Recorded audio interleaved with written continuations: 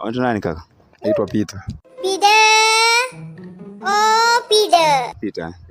Yeah. Peter, kwa mfano mtu wako wa karibu kama ni baba au ni rafiki yako, yani wale wa karibu sana, amekupatia milioni 100 umtunzie leo, sawa? Yeah. Ni mtu wako karibu, kumbuka. Kesho unapewa habari kwamba huyo jamaa amekufa.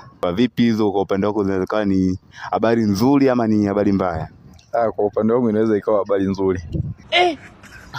Kwa nini habari nzuri? Kwa sababu hiyo hela nilikuwa sijaitegemea kwenye maisha yangu. Ulikuwa hujaitegemea kwa maisha yako na pengine hujawahi shika kabisa hiyo milioni 100, afu ndo zali inatokea umpata milioni 100 hii. Ndio. Ni habari nzuri sana.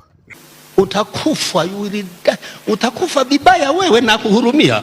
Sasa kwa hiyo umpata milioni 100 hiyo, yani ghafla tulianza kuitumiaje sasa kwa wewe? Mimi kwa upande wangu naweza nikafanya mambo mengi. Kama naweza nikafungua hata biashara. Mambo mengi naweza nikafanyia. Sio uone kama ni dhambi, ni kwamba mtu amekuachia hapo amekufa, hata lambilambi hujaipeleka, umefanya mambo mengi. Mambo hivi na hivi. Kwangu sio hasara. Sio hasara kabisa. Sio hasara. Hamna cha kupoteza. Asipotezi kitu.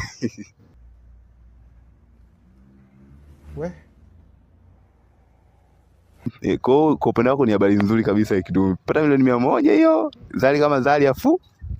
Hiyo inakuwa habari nzuri sana. Sana. Yeah. Mtapata laana kwa taifa lenu.